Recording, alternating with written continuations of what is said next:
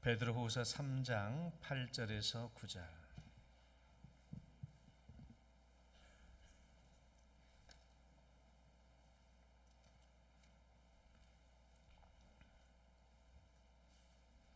자, 우리 함께 봉독합니다. 시작. 사랑하는 자들아, 주께는 하루가 천년 같고 천년이 하루 같다는 이 한 가지를 잊지 말라. 주의 약속은 어떤 이들이 더디다고 생각하는 것 같이 더딘 것이 아니라 오직 주께서는 너희를 대하여 오래 참으사 아무도 멸망하지 않고 다 회개하기에 이르기를 원하시느니라. 아멘. 하나님 감사합니다. 오늘도 주의 자녀들을 영육간에 강건케 하시려고 오늘도 예배에 인도해 주시고 오늘도 주의 말씀을 듣게 해주심을 감사합니다. 이 말씀을 통하여 오늘도 우리가 우리 영혼의 양식으로 삼게 하시고 더욱더 주의 말씀에 합당한 자녀들의 모습으로 살 수 있도록 축복하여 주옵소서. 예수님 이름으로 기도드립니다. 아멘. 할렐루야. 우리 옆사람 축복합니다. 사랑합니다. 축복합니다. 잘 오셨습니다. 여기가 천국입니다. 오늘도 교회에 올라오신 여러분 제 이름으로 축복합니다. 저는 여러분이 있어야 행복합니다. 여러분은 저 없어도 행복하죠? 천지가 목사인데 나 없으면 또 다른 사람 올 것이고, 그러나 나는 여러분들이 있어야 행복합니다. 여러분들 계속 이 자리에 계시기를 바라요. 옆 사람에게 다시 말해, 절대로 죽지 맙시다. 베드로후서 3장은 재림에 관한 부분이에요. 재림. 그러니까 우리가 평소에 설교에 대해서 재림의 본문을 가지고 설교하는 것이 쉽지가 않은데, 우리가 이 재림에 대한 본문을 가지고 설교할 수 있어서 참 다행이다라고 생각합니다. 그래서 이제 이런 본문을 한 번씩 다루면 재림에 대해서 이제 종합적으로 모든 얘기를 다 하게 되는 거예요. 그래서 우리가 재림에 대해서 알게 됩니다. 자, 우리는 재림에 대해서 절대적으로 관계가 있다 없다? 우리는 절대 재림과 관계가 있다 없다? 살아도? 그러면 여러분 관계 있고, 살아도? 죽어도? 살아서 예수님이 재림하시면 오시는 대로 이 땅에 있는 상황에서 내가 살아있는 채로 영광스럽게 내 육체가 부활체가 되고 이제 새하늘과 새 땅에 들어가게 되는 것이고, 혹시라도 내가 살아있는 동안에 예수님이 재림 안 하시면 내가 죽은 뒤에 천국의 임시처소에서 중간 상태로 예수님이 이 땅에 재림하실 때 같이 재림에 동참한다라고 그랬죠. 그러니까 우리는 어떻게 하든지 재림과는 상관없는 사람이 아니라 죽든지 살든지 예수님의 재림과 관계 있는 사람들이에요. 그리고 우리는 예수님 재림을 믿어요, 안 믿어요? 믿어요. 예수님이 한두 번 말씀하신 게 아니야. 언제까지도 요한계시록 제일 끝에서도만 내가 속히 오리라 라고 말씀하셨고, 아멘 주 예수여 오시옵소서. 우리 예수님의 재림이 이 땅에 오신다, 언젠가는 오신다라는 것을 우리가 다 알아요. 그걸 믿고 있죠. 자, 그러면 오늘은 재림의 시간표에 관한 설교입니다. 따라봅시다. 재림의 시간표. 우리는 재림의 시간표에 관심을 가져야 돼요? 관심을 갖지 말아야 돼요? 예수님의 재림의 시간표에 관심을 갖는 것은 잘못된 일이에요? 잘한 일이에요? 예수님이 오시면 오지 아무 때나 오시면 그냥 오시다가 오시면 오는 거지 그냥 마냥 기다리고 있으면 되는 거예요? 오늘은 예수님의 재림의 시간표에 대해서 성경이 우리에게 뭐라고 말씀하시는가에 대한 말씀입니다. 예수님의 재림의 시간표에 대해서 성경은 우리에게 뭐라고 말씀하고 있지?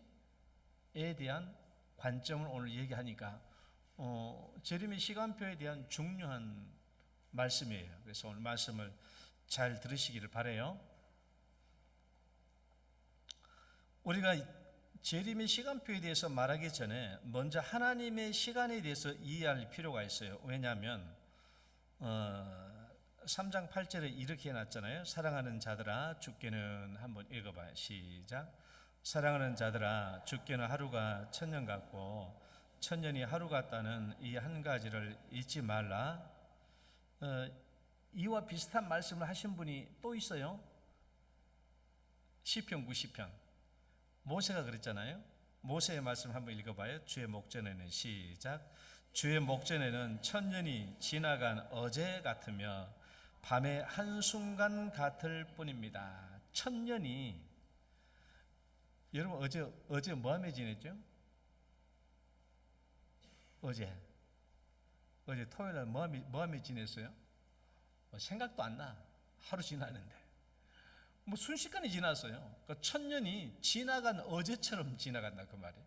천년이, 주께는 천년이 지나간 어제처럼 지나간대. 천년이 한밤중에 한 경점처럼, 그러니까 1시부터 3시 사이 뭐 경점, 그렇죠? 오늘 어젯밤에 1시부터 2시 사이 어떻게 지났어요? 그냥 지나갔어요. 흔적도 없이 지나갔어. 하나님께는 천년이 그렇게 빨리 지나간다. 그리고 눈 깜짝할 사이 지나갔어.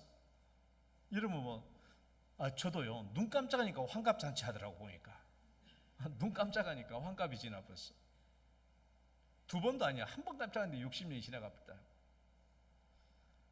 그런데 오늘 성경 말씀에 하루가 천년 같고 천년이 하루 같다. 이게 하나님의 시간표거든요. 하나님의 시간 관점이에요. 하루가 천년 같고 천년이 하루 같다. 이 하나님의 시간 계산법인데 이해가 잘 가요?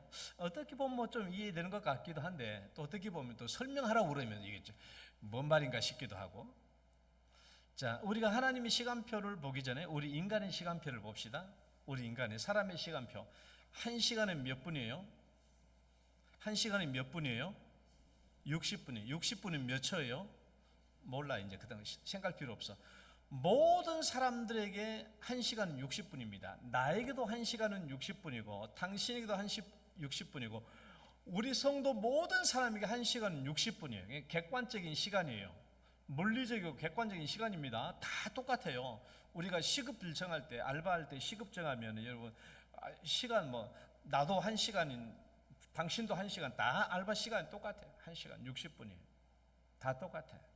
누구에게나 똑같은 1시간인데 그러나 그 1시간에 느끼는 정감은 각기 달라요.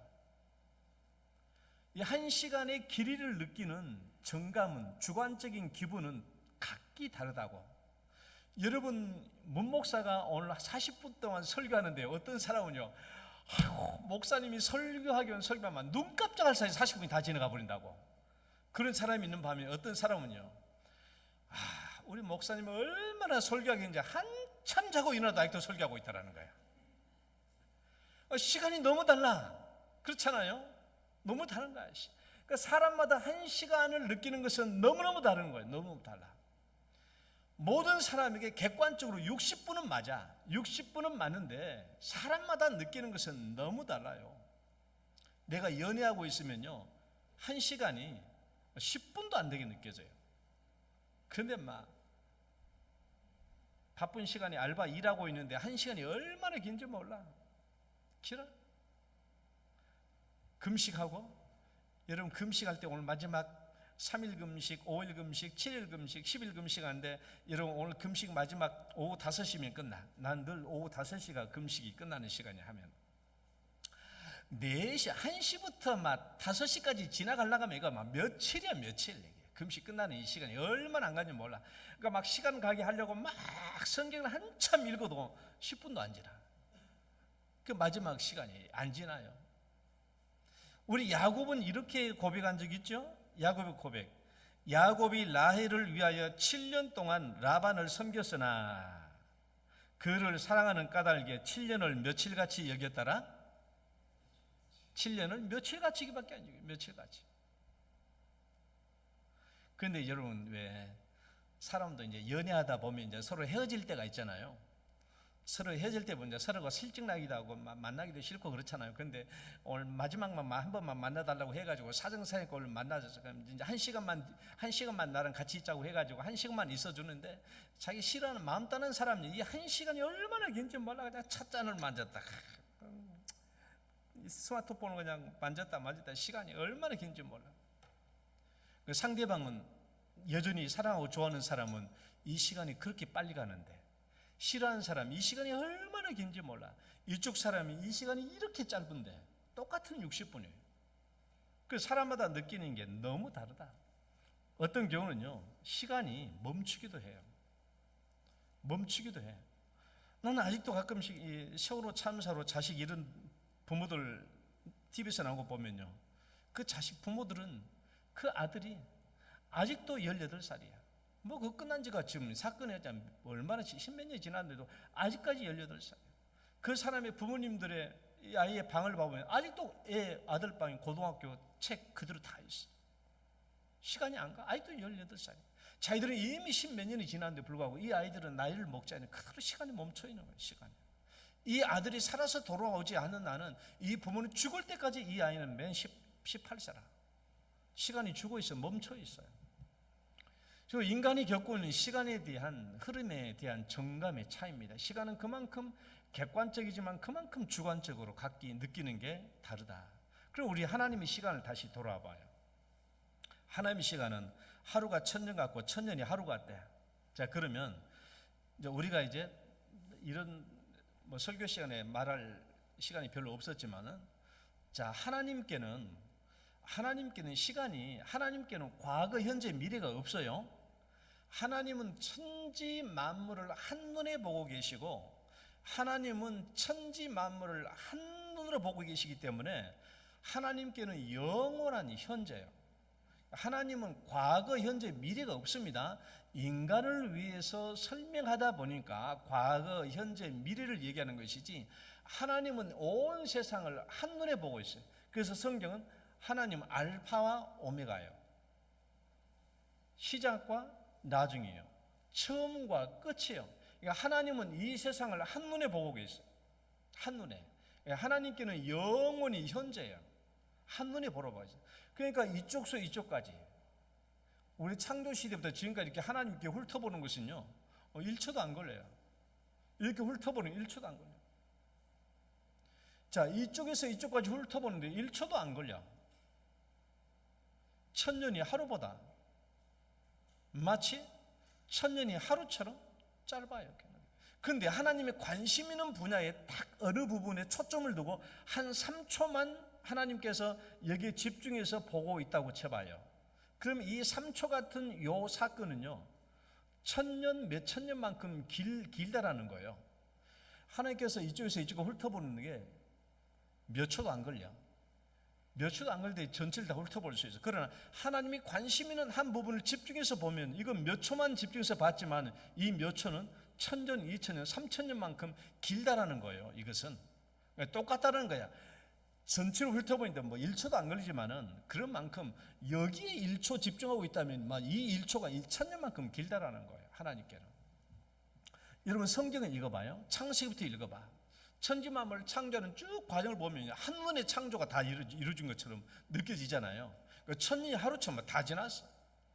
우리 인간적인 관점에서 7일 동안 계산이 나는데 하나님께는 성경은 각기 달라요. 우리가 주석는 책들을 보면 첫날에 어디 뭘 창조하시고 이 첫날이 실제적인 인간적인 기간으로 보면 수천 년이 수천 년, 또 수만 년 될 수도 있어.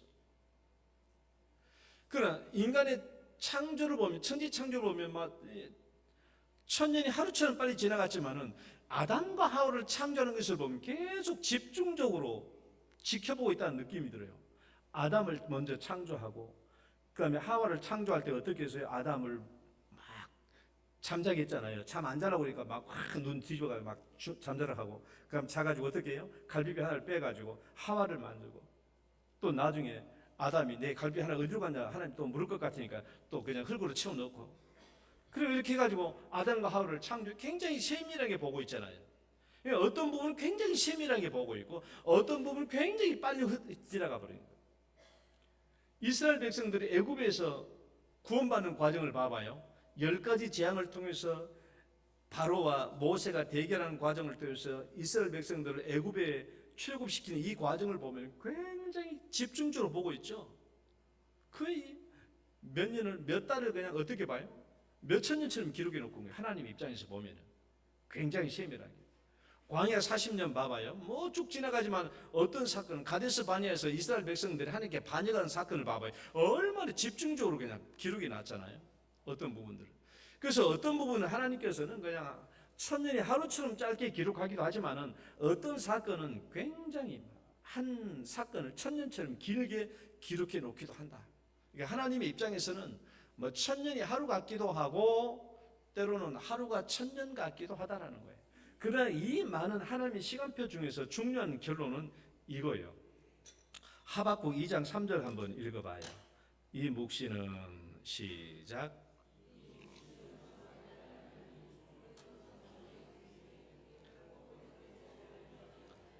비록 더딜지라도 기다리라. 지체되지 않고 반드시 응하리라. 자, 하나님의 시간표에 대한 결론입니다. 이게 뭐냐 그러면 아무리 빨라도 빠른 것 같지 않고 아무리 늦어도 늦은 것 같지 않아요. 하나님께서는 정하신 그때의 그 사건을 이루시고 자기의 일을 성취하시니까 정하신 때, 하나님께서는 정하신 때가 있어요. 만사의 때가 있다. 만세의 기한과 때가 있다라고 전도서에 말하고 있는 것처럼 하나님께서는 모든 사건을 이루시는 때가 있어요. 정한 때.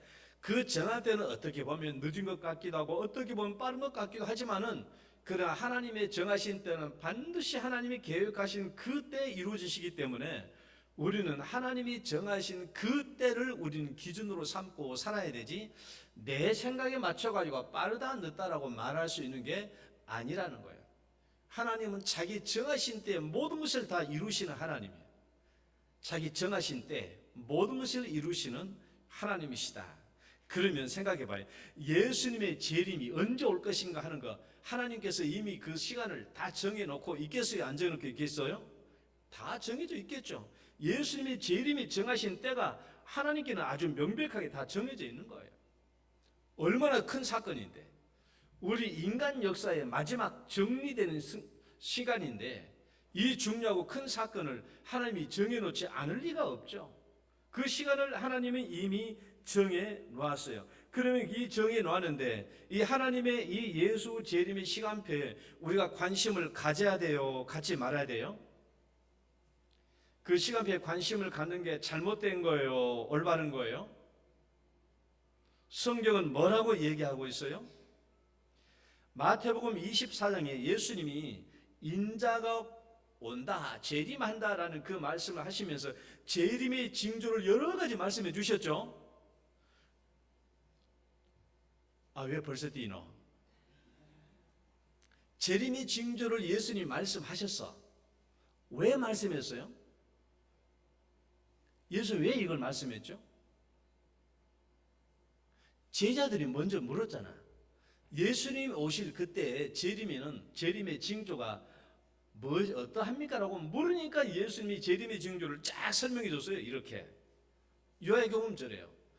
자칭 내가 그리스도다, 내가 그리스도라는 그런 사람이 나타나게 될 것이다.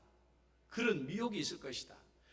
또 난리와 난리, 소문에 소문이 있을 것이다. 굉장히 두려움을 느끼게 하는 이런 난리와 소문이 있을 것이다. 그다음에 민족이 나라가 나라를 치는 일이 전쟁이 발생할 것이다. 곳곳에 기근과 지진이 일어날 것이다. 그리스도인이 받는 대환난이 있을 것이다. 거짓 선자들의 활동이 많을 것이다. 불법이 성함으로 사람들의 사랑이 식어질 것이다. 이런 재림의 징조를 예수님이 말씀하셨어. 예수님이 이런 재림의 징조를 말씀하시는 것은 예수님의 재림의 시간표에 관심을 가지란 말이에요? 갖지 말라는 말이에요? 관심을 가지라는 말이에요. 이런 때가 가까이 오면 곧 인자가 가까이 온 줄로 알라라고 했으니까. 그러니까 이런 예수님의 재림의 시간표에 관심을 갖는 것은 당연한 일이고 마땅히 우리가 재림의 시간표에 관심을 가져야 되는 거예요. 그 역사적으로 재림의 시간표에 관심을 가진 사람들을 제가 한번 볼게요. 자, 윌리엄 밀러 봐봐요. 윌리엄 밀러는요 1844년 10월 22일에 예수님이 재림할 것이라고 예언을 했어요. 이 사람은 미국의 침례교 목사입니다. 그러니까 현대적으로 보면은 예수님의 재림에 대해서 제일 먼저 선포한 사람이에요. 언제 온다고?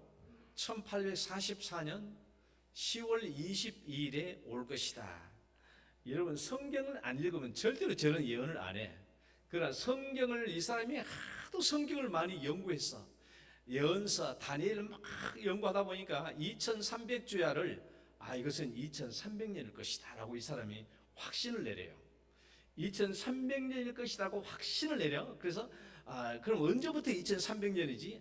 그래, 예루살렘이 멸망해가지고 나중에 예루살렘 성전이 회복된 그때부터일 거야 해가지고 그때부터 2300년을 계산했어. 자기 나름대로 계산했어. 그래가지고 이때가 바로 1844년 10월 22일이에요. 그때 예수님이 오셨어요, 안 왔어요? 안 와버린 거야.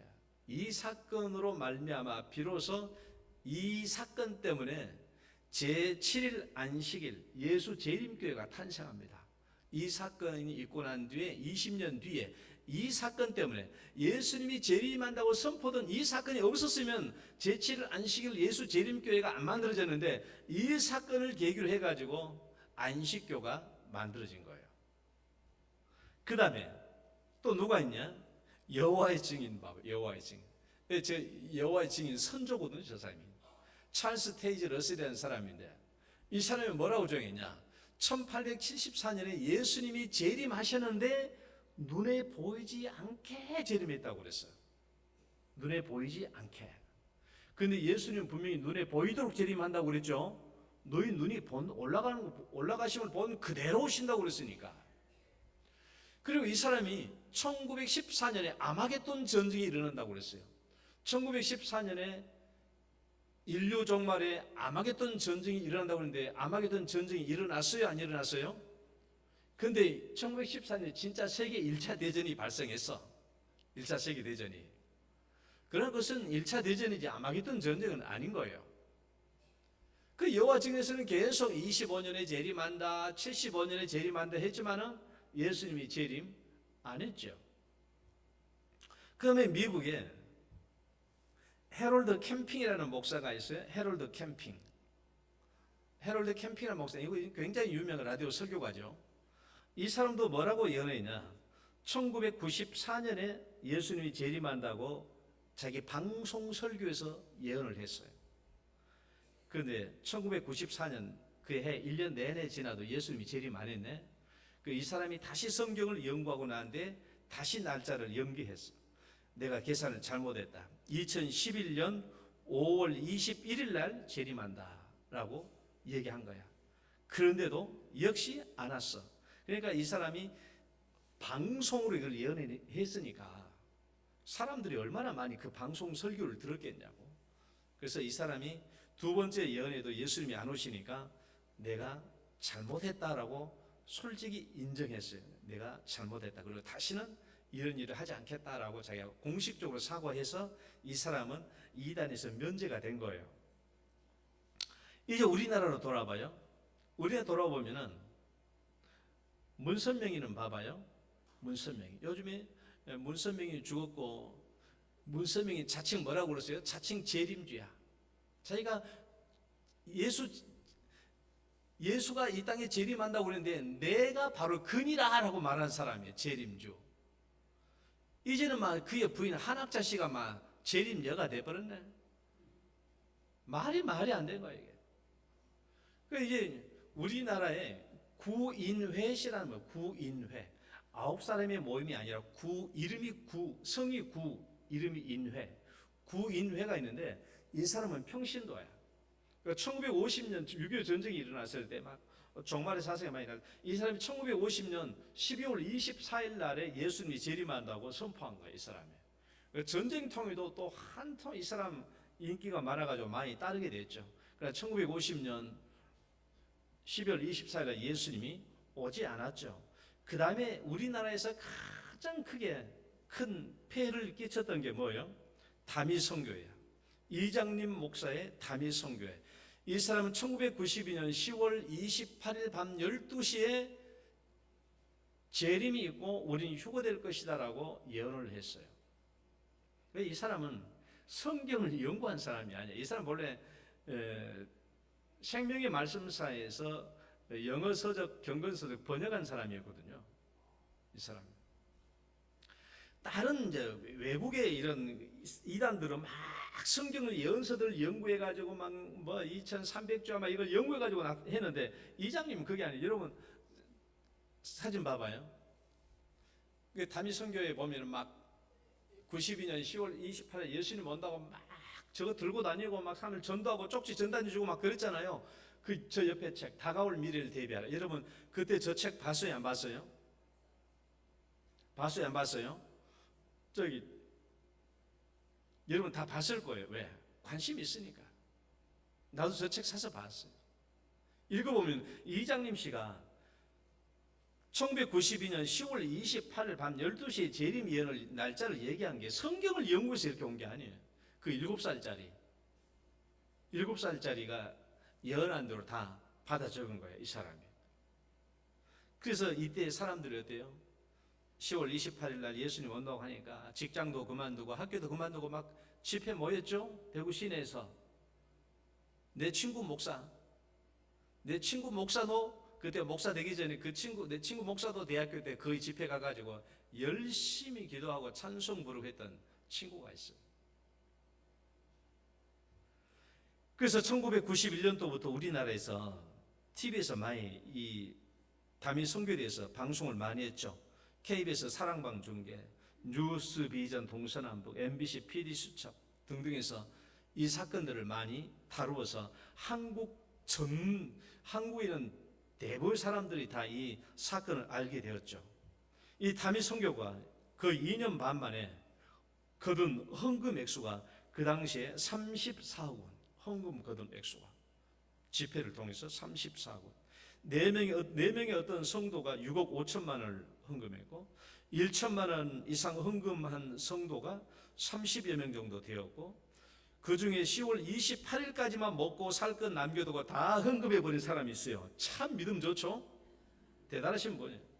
어떤 사람 자기 전세금 다 빼가지고 헌금해버리고 교회에서 먹고 자란 사람들이 많았고 많은 사람들이 자녀들 데리고 가출해가지고 다미 선교에 오기도 했고 부모가 다미 선교에 못 나가게 하니까 음독 자살한 여고생도 있었고 많은 피해가 있었죠. 그리고 드디어 마침내 1992년 10월 28일 날 밤 12시 그때 MBC, KBS, SBS 일부 외신들까지 와서 생방송으로 휴거 장면을 촬영하기 위해서 대기하고 있었죠. 그리고 다미 선교의 성도들은 하얀 옷 있잖아요. 승천복이라고 하얀 옷을 입고 다 가리고 그때 열심히 집회하고 있었죠. 그래서 12시 약간 넘어가지고 MBC 방송에서 기자가 이렇게 얘기했어요. 아직까지는 아무 일도 일어나지 않고 있습니다. 아직까지는 아무 일도 일어나지 않고 있습니다. 1시간 지나고 2시간 지나도 아무런 흔적도 없어요. 그리고 드디어 아침이 돼가지고 세상 모든 사람들이 관심을 가졌죠. 아침에 중계방송에 어떤 기자가 이렇게 얘기했어요. 이 사람들은 돌아갔지만 하늘나라가 아닌 집으로 돌아갔습니다. 하늘나라 돌아간 게 아니라 집으로 돌아갔어요. 자, 이 사람들은 예수님의 재림 시간표에 대해서 무엇이 잘못되어 있어요? 지금까지 내가 소개한 많은 사람들 재림의 시간표에 대해서 관심을 가져야 되는데 이 사람이 뭐가 잘못된 거예요? 시간표에 관심을 가져야 되는데 뭐가 잘못됐어요? 그 날과 그 시간에 대해서는 뭐라고 그랬어요? 예수님이 그건 너희들의 관심사가 아니다. 한번 성경 말씀 두 구절 봐봐요. 마태복음 24장. 그러나 시작. 그러나 그 날과 그 때는 아무도 모르나니 하늘의 천사들도 아들도 모르고 오직 아버지만 아시느니라. 그 날, 헬라어를 써놨어요. 그 날, 헤메라. 그때, 호라. 헤메라라는 말은 통째로 날, 그러니까 어제, 오늘, 내일 할 때 쓰는 날이 헤메라예요. 그 날, 호라. 이것은 오늘 하루 중에서 1시, 2시, 3시, 4시 어느 때 그걸 얘기하는 거예요. 그러니까 그 날과 그 시간은 너희들이 알 바가 아니라는 거예요. 언제 온 것에 대해서. 또 사도행전 1장 7절 봐봐요. 이르시되 시작. 이르시되 때와 시기는 아버지께서 자기의 권한에 두셨으니 너희 알 바가 아니요. 이 때와 시기는 앞에 때는 크로노스고 뒤에 시기는 카이로스예요. 우리가 크로노스, 카이로스 여러 번 말했죠. 크로노스는 그냥 물리적인 시간이야. 어제, 오늘, 내일 그거. 카이로스는 하나님이 작정하신 때를 얘기해요. 이것은 하나님께서 다 자기의 권한에 두셨기 때문에 너희들이 관여할 바가 아니다. 그러니까 예수님의 재림의 시간표에 관심을 가져야 되는 것은 맞지만은 그 날과 그 시에 관심을 갖는 것은 아니다라는 거예요. 그것은 잘못된 거라는 거예요. 그러니까 몇 월 며칠 날 예수님이 오신다라고 얘기하는 그것은 잘못됐다라는 거예요. 재림에 대해서 관심을 가지라. 관심을 갖지만 그 날과 그 시에 대한 관심은 아니다라는 거예요. 그것은 하나님께서 주시는 관심이지.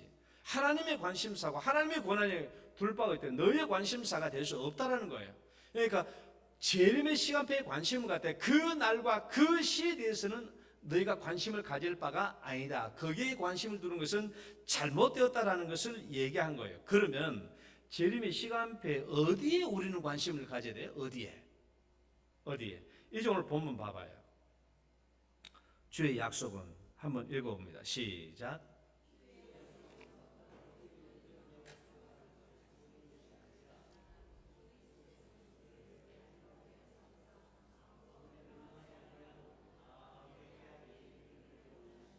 자, 이제 제가 재림의 시간표에 대한 두 가지 관점을 얘기합니다. 자, 오늘 본문을 방금 읽었는데 이걸 보고 재림의 관점, 두 관점을 한번 찾아봐요. 두 관점을 찾아보시라고. 방금 이 말씀을 보고.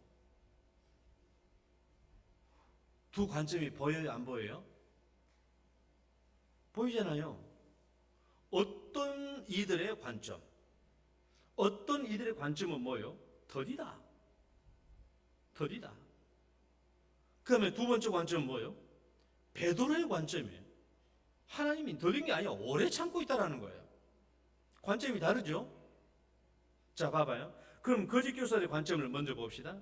자, 여기서 말하는 어떤 이들은 누구를 말한가 하면은 3절 말씀에서 나와 있는 거짓 교사들을 말해요. 거짓 교사들. 조용히 있잖아요. 예수님이 오신단 말이 어디 있냐? 없다고 말해요. 또 어떤 이들 속한 사람 누구예요? 이 거짓 교사들의 미혹에 빨려 들어간 사람들. 이 사람들. 그 사람들이 말하는 거예요. 왜 그리 더디냐? 예수님의 재림이 왜 그리 더디냐? 이건 좀 조롱조롱한 말이거든요. 재림이 없는 거 아니냐 그 말이에요. 왜 더디냐? 없는 게 아니냐? 라는 관점이고, 신자들 중에 어떤 사람은 진짜 관심이 있을 수도 있죠. 그래서 예수님의 재림이 왜 이렇게 늦으시지? 왜 더딘가? 라고 생각할 수도 있어요. 그러나 이 거짓 교사들의 관점이든 성도들이 느끼는 관점이든 왜 더딜까? 왜 더디 오시는가 하는 이 질문은 어떤 관점이냐 하면 사람의 관점이에요. 자기의 관점이야. 나의 관점이야. 내 관점. 여러분 마태복음 25장 보면은 열처녀 비유에서 한번 이 말씀 읽어봐요. 신랑이 더디 시작. 신랑이 더디 오므로 다 졸며 잘세. 더디 온다는 것은 누구의 관점이에요? 열처녀의 관점이야. 자기들의 관점이야. 사람의 관점이야. 하나님께서는 언제가 되면 오시도록 보내. 때가 되면 보내요. 그래서 사람의 관점은 뭡니까? 지금쯤 올 때가 되는데 안 온다는 거야. 이건 사람의 관점이죠. 사람의 생각이에요. 사람의 관점이에요. 이것은 하나님은 정해진 시간에, 정한 시간에, 정확한 시간에 보낼 거예요. 예수님을. 그러니까 더디 온다라는 이 말은요, 어디에 초점을 두는 거예요? 그 날과 그 시각에 초점을 둔 거예요. 그 날과 그 시각, 거기에 기준점을 두니까 뭐예요? 늦게 오신다, 더디 오신다라는 시간, 이 개념이 나오는 거예요. 사람이 생각이죠. 늦게 온다, 빨리 온다라는 말은 자기들이 가지고 있는 어떤 기준을 두고 말하는 거예요. 그러니까 더디 온다라는 이것은 사람의 관점이죠. 그리고 그 날과 그 시각, 예수님은 절대로 그 날과 그 시각에 관심을 두지 말라고 그러는데 그 날과 그 시각에 초점을 두니까 더디 온다, 빨리 온다, 늦게 온다라는 사람의 생각이 나오는 거예요. 절대로 하나님께서 그 날과 그 시에 초점을 두지 말라고 하는 이유가 있어요. 그 날과 그 시각에 초점을 두면 반드시 이 두 가지 결과가 나타납니다. 첫 번째는요, 읽어봐요. 첫째는, 다시 한번, 첫째는 이단으로 빠질 가능성. 그 날과 그 시에 초점을 두고 신앙생활하면 이단에 빠질 가능성이 있어요. 그러면 두 번째, 진리에서 이탈할 가능성이 있어요. 왜? 사람들이 왜 신앙생활하다 그만둬요? 내 생각대로 뭐가 안 맞으면 그만둬버리는 거야. 사람들이 내 생각대로 안 맞으면, 예수님이 와야 될 것 같고 올 것 같은데 안 오는 거야. 내 생각과 안 맞아. 그러니까 그만둬버려. 그 진리에서 이탈하는 위험이 오죠. 그런데 이제 베드로 사도의 관점을 봐봐요. 베드로 사도의 관점을 찾아봅시다. 한번 다시 읽어봐요. 주의 약속은, 성경 말씀. 주의 약속은, 시작. 주의 약속은 어떤 이들이 더디다고 생각하는 것 같이 더딘 것이 아니요, 오직 주께서는 너희를 대하여 오래 참으사 아무도 멸망하지 아니하고 다 회개하기에 이르기를 원하시느니라.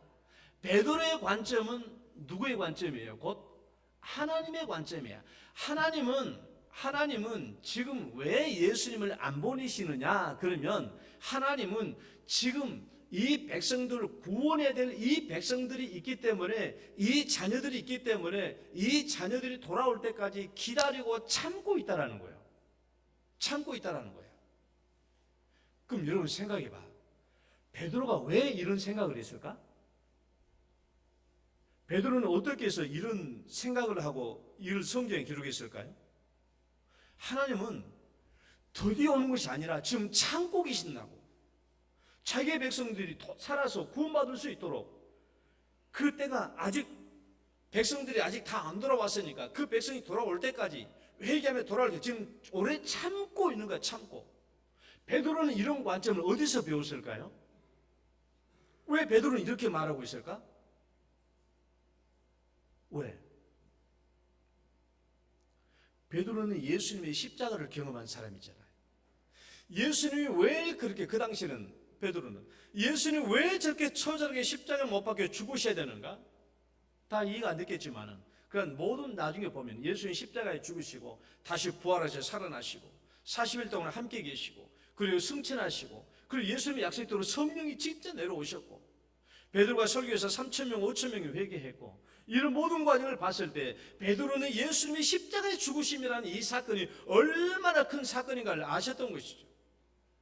이 땅의 모든 죄인들을 구원하기 위하여, 예수님께서 이 땅 모든 죄인들의 죄를 대속하기 위하여 십자가에 못 박혀 죽으신 그 사건을 아신 거야. 이것은 인류 역사상 하나님께서 계획하신 가장 큰 사건이에요.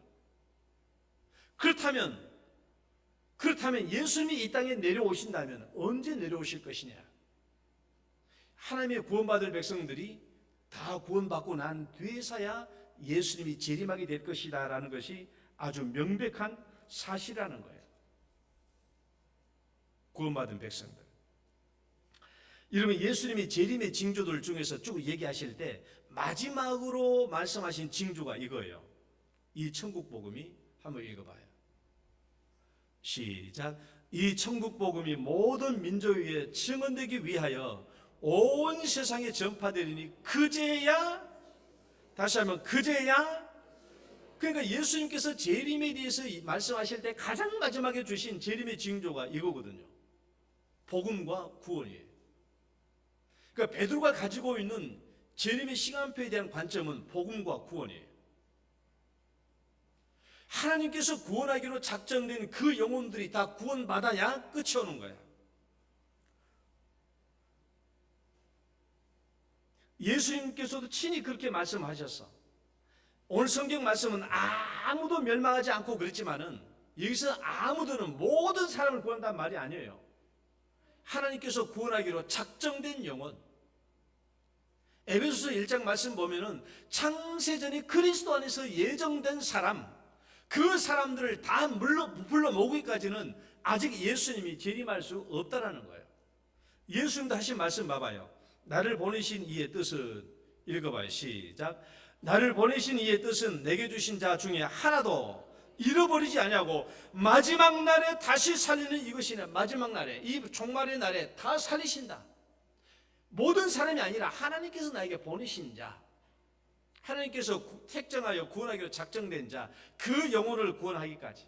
사도 바울의 표현에 의하면 이방인의 충만한 숫자가 다 들어오기까지 하나님이 길을 참고 있다는 거예요. 이게 베드로가 말하는 예수 재림 시간표에 대한 관점, 복음과 구원의 관점이에요.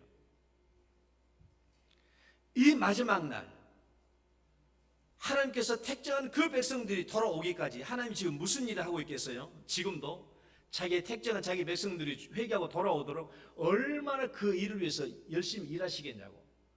저 자녀가 아직 안 돌아왔어. 그러니까 회개할 수 있는 기회를 주고, 회개할 수 있도록 깨달음을 주시고, 회개할 수 있는 기회를 주시고, 신실한 자녀들을 그리 보내서 전도하게 하시고, 이런 일들을 계속 지금도 하나님 하고 계신다라는 거예요.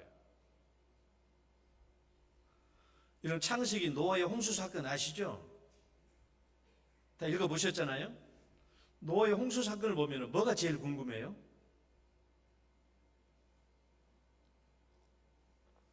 뭐가 제일 궁금해? 이런 창식이 쭉 읽다 보면 분명히 이름도 거의 다 궁금하다고 싶어가지고 동그라미 쳐놨을 거예요, 내 생각에. 창식을 읽다 보면 노아의 홍수 보면 그게 참 궁금해요. 여러분 이제 이 궁금한 거 여러분들 질문해 볼게 한번. 여러분도 궁금했나 안 했나 한번 봐봐요. 자, 하나님께서 노아의 방주 만들라고 그랬죠. 방주 외에 크기를 왜 그렇게 하라고 그랬지? 그런 건 관심 들 바 아니에요. 뭐 하나님 마음이니까 뭐 3층이고 뭐 2층이고 그건. 자, 노아의 방주가 다 지어졌어. 그럼 하나님은 40주야의 홍수를 쏟아부어요. 그러면 노아가 노아의 방주를 다 지었어요. 하나님이 노아 보고 너 들어가라고 그랬어. 그리고 암수 한 쌍씩 다 들어가라고 그랬어. 그러면 여러분 40주의 홍수가 언제 쏟아졌죠? 노아가 방주를 다 지어가지고 난 뒤에 동식물도 다 들어가고 그 다음에 자기들도 다 들어가고 난 뒤에 곧바로 40주의 홍수가 쏟아졌나요?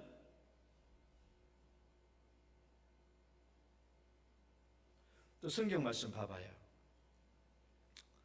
너와 내 온 집은 시작. 너와 내 온 집은 방주로 들어가라. 지금부터 7일이면 내가 40주야를 땅에 비를 내려 7일 후에 홍수가 땅에 덮이니. 이 말씀을 보면요 7일 후야. 노아의 방주를 다 만들었어요. 다 들어갔어. 동물도 암수 한 사씩 다 들어갔어. 아니 그러면 비가 쏟아져야지. 비가 7일 후에 나왔어. 비가 7일 후에. 그럼 왜 7일 후에 비가 왔을까? 우리 생각에는 노아의 방주가 다 만들어졌고 노아도 다 들어갔고 동물도 다 들어갔다면 아니 40주야 비가 쏟아져야 되지. 근데 비가 안 왔단 말이에요. 7일 동안. 그리고 그 7일 동안 노아의 방주는요, 방주에 그 문이 열려 있었어요. 문이 열려 있었어요. 문이 안 닫히고 문이 열려 있었다고. 왜 노아의 방주에 문이 열려 있었고 7일 동안 문이 열려 있었나? 왜?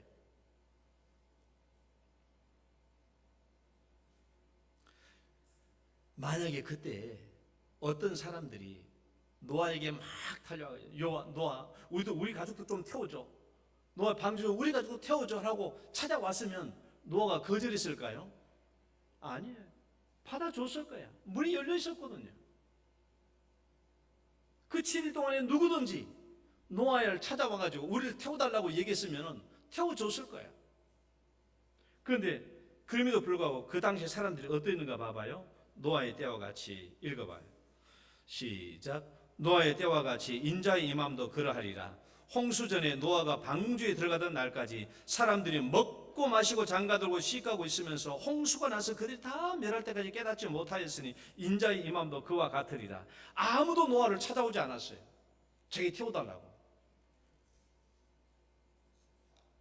그리고 7일이 지났을 때 비로소 하나님은 이 기간 7일 동안 기다리고 난 뒤에 드디어 하나님이 야무지게 문을 쾅 닫아버렸어요. 노아가 닫은 게 아니라 하나님이 문을 닫았어. 성경 말씀 봐봐요. 여호와께서 문을 닫으십니다. 하나님이 문을 닫았어요.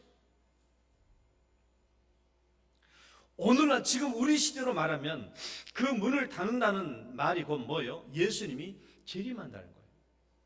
인류의 심판과 멸망이거든요. 그렇다면 지금은 어떤 날입니까?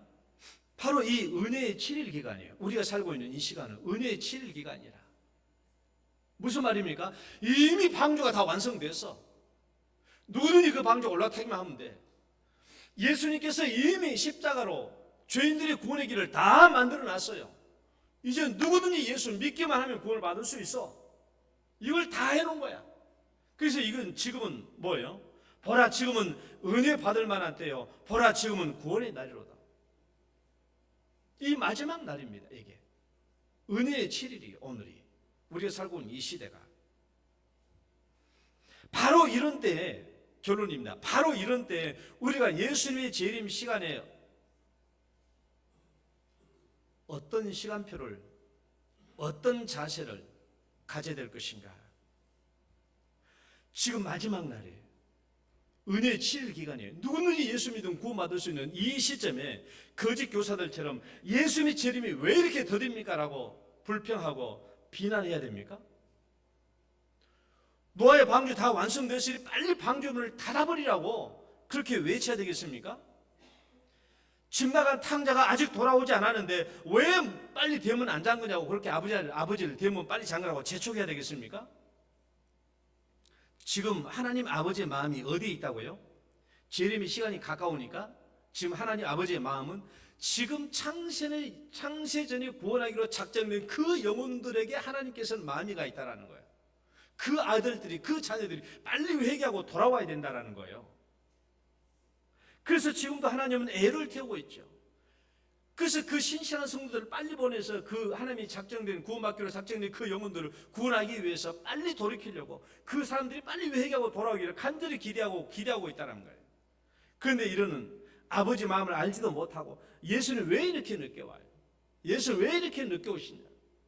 그렇게 불평하고 불만을 쏟아낸다면 하나님 아버지 마음이 얼마나 아프시겠어요? 집 나간 아들이 아직 안 돌아오는데 아버지 왜 대문 안 닫냐고 라고 그렇게 얘기하면 하나님 아버지의 마음이 얼마나 아프시겠냐고요. 지금 우리가 그렇다라는 거예요. 지금 우리가 그 베드로가 우리에게 재림의 시간표에 대한 중요한 관점을 얘기해 주고 있는 거예요. 하나님 아버지의 관점이죠. 복음과 구원의 관점이에요.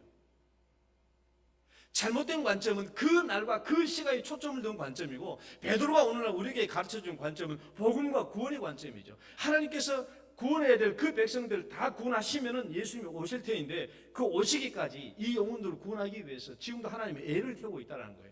그런데 우리는 그 하나님 아버지 속도 모르고 빨리 문 닫으라고 왜 이렇게 예수 늦게 오냐고 그렇게 말하고 있는 꼴이 오늘 우리와 같다고.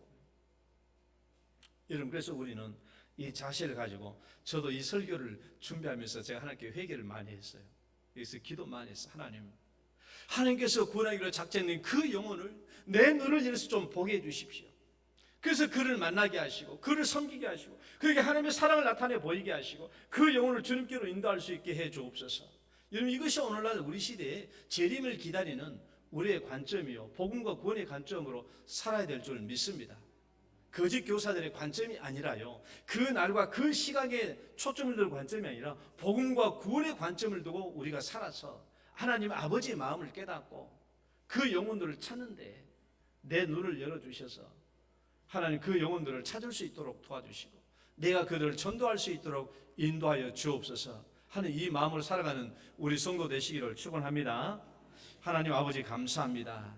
재림의 시간표에 대한 잘못된 관심을 버리게 하시고 그 날과 그 시각에 초점을 둔 관심을 버리게 하시고 베드로가 우리에게 말씀하신 것처럼 복음과 구원의 관점으로 살게 하여 주옵소서.